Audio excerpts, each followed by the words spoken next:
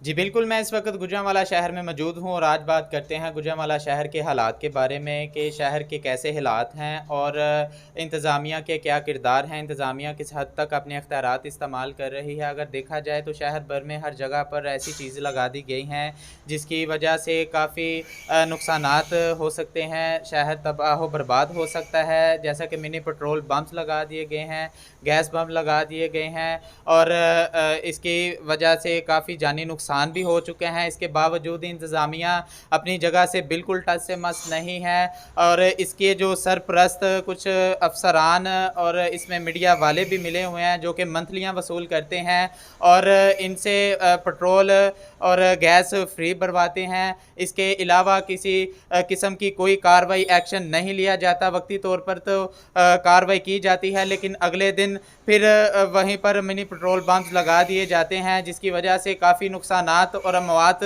भी हो चुकी हैं। अवाम का मुतालबा सीपीओ से, डीपीओ से, कमिश्नर एसी से कि जल्द और जल्द ऐसी ख़तरनाक चीज़ों को ख़त्म किया जाए जो कि आने वाले नुकसान से हम बच सकें। जी।